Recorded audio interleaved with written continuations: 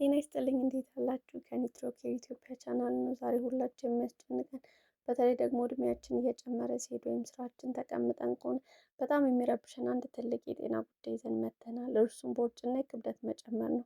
ብዙዎቻችሁ ቦርጭ ለማጥፋት ስትሉ ሙሉ ቀን ሳትበሉ በረሃብ ተሰቃይታችሁ ሊሆን ይችላል። ወይም ደግሞ ከባድ ስፖርቶችን ሰርታችሁ ግን ምንም ለውጥ አጥታችሁ ተስፋ ቆርጣችሁ ይሆናል። ዛሬ የምነግራችሁ በጣም አስደሳች ዜና አለ። ክብደት ለመቀነስ ወይም ቦርጭ ለማጥፋት ቁልፉ ምግብ መቀነስ ሳይሆን የሰውነታችንን ሆርሞን ማስተካከል ነው። በዚህ ቪዲዮ ውስጥ ያለምንም ከባድ ስፖርት እና ሳንራብ በአመጋገብ ሳይንስ ብቻ ቦርጫችን እንዴት ማጥፋት እንደምንችል ሶስት ትልልቅ ሚስጥሮችን በዝርዝር እናያለን። እስከ መጨረሻው አብራችሁን ቆዩ። በመጀመሪያ ቦርጭ ለምን ይመጣል የሚለውን ማወቅ አለብን። ሰው የሚያስበው ቅባት የበዛበት ምግብ ስለበላን ብቻ ቦርጭ የሚመጣ ይመስላል። ነገር ግን ዋናው ጠላት ቅባት ሳይሆን በሰውነታችን ውስጥ የሚመረተው ኢንሱሊን የተባለው ሆርሞን ነው። ባለፈ ቪዲዮ ላይ ስለ ደም ስኳር ድንገት መጨመር በትንሹ አንስተን ነበር። ዛሬ በሰፊው እናያለን። ምግብ በምንበላበት ጊዜ በተለይ ደግሞ እንደ ነጭ ዳቦ፣ ሩዝ፣ ፓስታ፣ ስኳር እና ለስላሳ መጠጦችን ቀድመን ስንወስድ በደማችን ውስጥ ያለው የስኳር መጠን ድንገት ወደ ላይ ይወጣል።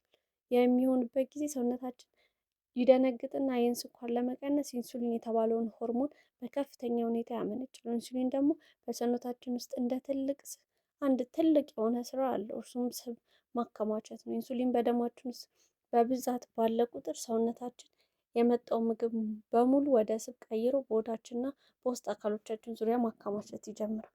ይህም ፋቲ ሊቨር ወይም የጉበት ስብ ለምንለው በሽታ ትልቅ ምክንያት ሊሆን ይችላል። የአመጋገብ ሳይንስ የሚነግረን ትልቅ ሚስጥር ምንድን ነው? ኢንሱሊን በደማችን ውስጥ እስካለ ድረስ ሰውነታችን በፍጹም ስብ ማቃጠል አይችልም። ስለዚህ ቦርጭ ለማጥፋት መራብ ሳይሆን ኢንሱሊን መጠንን መቆጣጠር ነው የሚጠቅመን ማለት ነው። አንደኛውና ዋነኛው ሚስጥር የምግብ ቅደም ተከተል። የምትበሉት ምግብ አትቀንሱ፣ ነገር ግን የምትበሉበትን ቅደም ተከተል አስተካክሉ። ማንኛውም ምግብ ለመመገብ ስትቀመጡ መጀመሪያ ፋይበር ያላቸው ምግቦች እንደ ሰላጣ፣ ጥቅል ጎመን፣ ቃሪያ፣ አረንጓዴ አትክልቶችን በብዛት መጠቀም ማለት ነው። በብዛት ስል ማለት አብዛኛውን ጊዜ መጠቀም እንጂ ለአንዴ በጥቂቱ መመገብ ማለት ነው። ፋይበር በሆዳችን ውስጥ እንደ መረብ ሆኖ በመቀመጥ ስኳርን በፍጥነት ወደ ደም እንዳይገባ ይከላከላል። በመቀጠል ፕሮቲን እና ቅባት ያላቸው ምግቦች እንደ እንቁላል፣ ስጋ፣ አሳ፣ አይብ፣ ምስር መመገብ እንችላለን ማለት ነው። መጨረሻ ላይ ካርቦሃይድሬቶችን እንደ እንጀራ፣ ዳቦ፣ ሩዝ፣ ድንች ያሉትን መመገብ እንችላለን። በዚህ ቅደም ተከተል ስንበላ ያው ምግብ ሆኖ ነገር ግን የደማችን ስኳር በፍጥነት አይጨምርም፣ ኢንሱሊን አይጋልብም ማለት ነው። ሰውነታችን ስብ ማከማቸትም ያቆማል።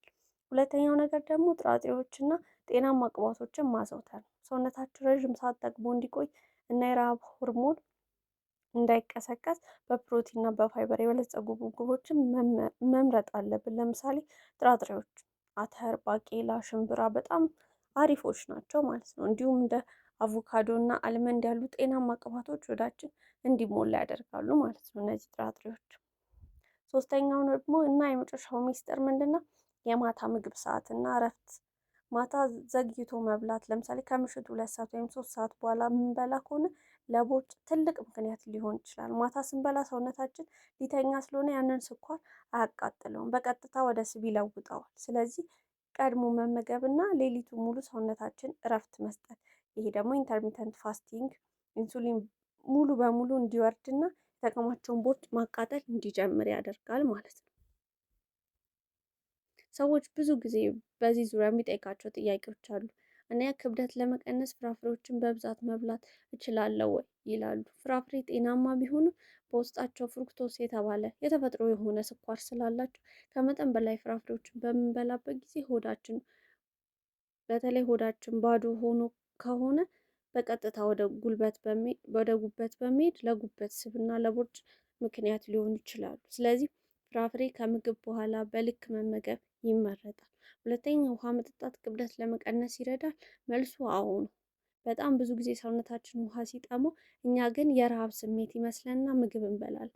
ከምግቡ በፊት 1 ብርጭቆ ውሃ መጠጣት ከ20 ደቂቃ በፊት ቢሆን በተለይ የሆድ መሞላት ስሜትን ይሰጠናል። የሰውነታችን ሜታቦሊዝምም ደግሞ ያፋጥናል ማለት ነው።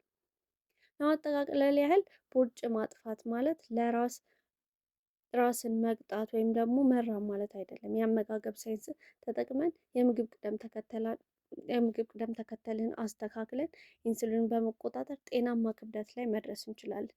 ይህን ዘዴ ከዛሬ ጀምሮ ሞክራችሁትና ለውጥ ካመጣችሁ በኮሜንት መስጫ ላይ አጋሩኝ።